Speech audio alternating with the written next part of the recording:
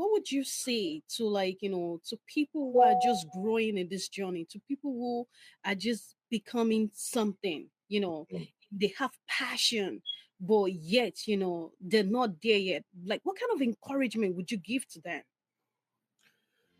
The first thing I would tell them is believe in your ability. Believe in yourself. When you believe in yourself, like that instructor told me, I could have broken down and shrunk down and sat at the end of the class and call it like, okay, this is insulting, I'm not doing anything. But I believed in myself in that moment, and I said to myself, to heck with you, I'm going to make this happen. Mhm. You are not going to help me, that's okay, but I will figure out a way. So believe in yourself is step number one.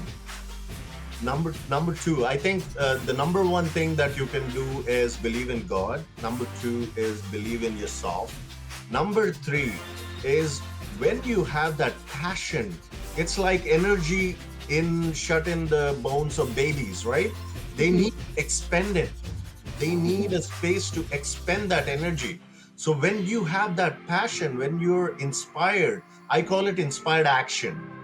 I don't believe in action, I believe inspired action. Within your being, you start feeling that, okay, I have to take this action, I have to take this action. And when that's happening in your life, go and take that action. What's stopping you?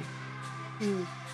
I think Tom Cruise, I was watching Tom Cruise's interview a few days back, and I was watching, and he won the Oscar. Amazing.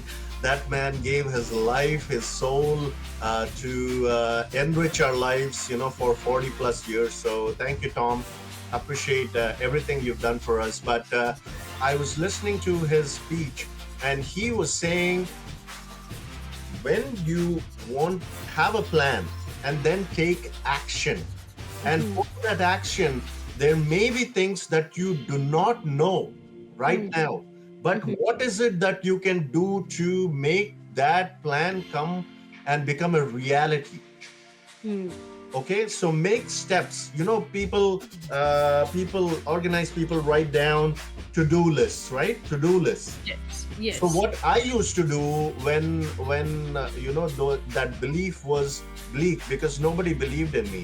In the start, nobody believed in me, and then it was my crew and cast that believed in me from Bro Vinny, Mm. and that's where the journey started. But before that, not many people believed in me.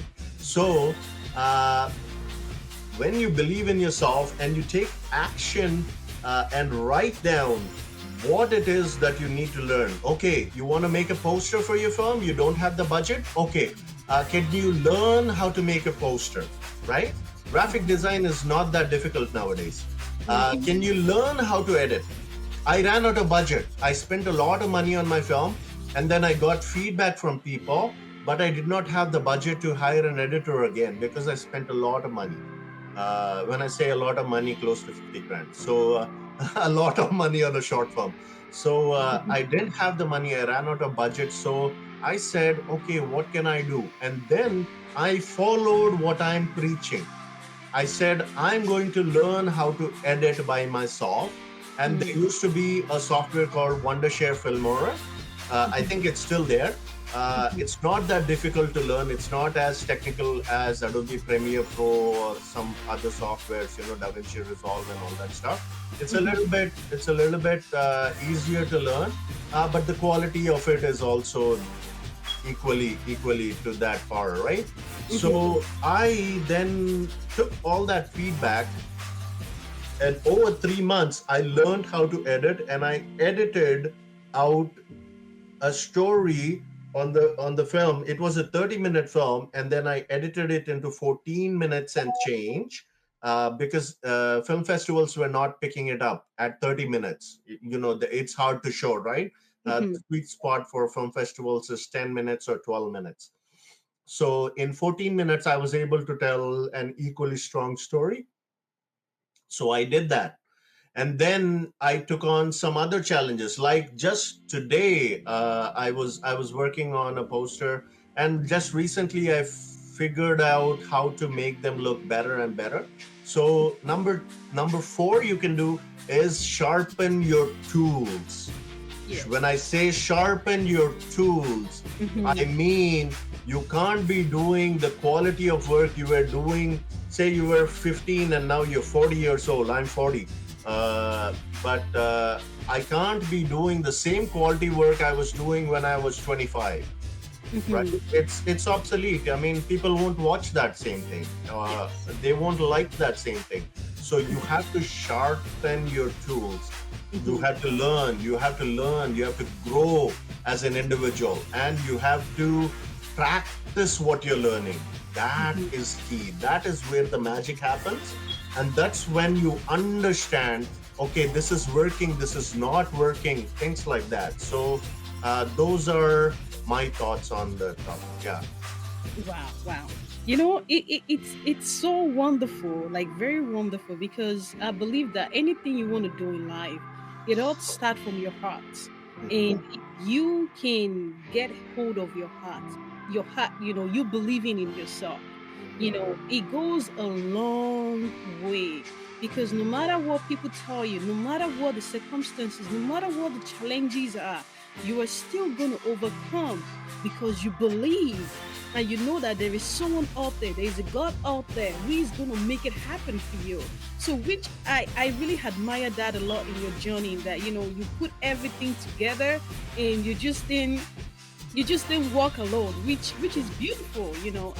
Like that's really good. That's pretty good. And another thing that you said that I think also that is very important, that sharpening your mind, sharpening your Mm. tools, is very, very. You got to keep upgrading. You got to keep growing. Yes. You can, my mentor usually says, Sandeep Manas, he's gonna be like, the amount that made you to make $500,000 is not the same mindset that is gonna get you to make $1 million. Okay, so tell me, can you describe a moment when you felt most alive, capable, and empowered in your journey?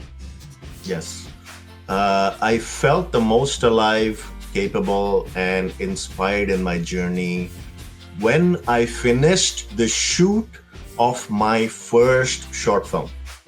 Hmm. And when I say I finished the shoot of my first short film, I was doing 22 hours in 24 hours. I was managing the whole team. There were close to 12 people on my team in counting the cast and crew, and I was managing that without knowing anything about filmmaking. I mean, I took some courses, but this is my first rodeo. Mm-hmm. So, and then we also shot at Ryerson, which is now known as Toronto Metropolitan University. So we shot at TMU. We chose their auditorium because it fit the vision we wanted for the film. And Mm-hmm. there we had, I think, 35 extras. Mm-hmm. So 15 people on 12 people on my team, as well as 35 extras. That's like 50 people I have to manage and Mm-hmm. feed and direct and everything. So when I choose a challenge, I don't take on small challenges. I take on big challenges. I have a big vision, and I believe these voices deserve a big vision. And yeah, so once I finished the filming of that day, and we called it a wrap on principal photography. Mm-hmm. That was the time I let everybody, even the last person, leave from TMU, the auditorium, and then I went on my knees and I prayed to God. Thank you for everything you've done for me, giving me health and giving me the opportunity to be able to fund this farm and make it happen, because I know what the product was. I knew that it's going to be an award winning film, and it won me six Best Director awards and two Best Film awards across the world. Wow. Yeah. Amazing. Amazing. Yeah. That's good. I like that.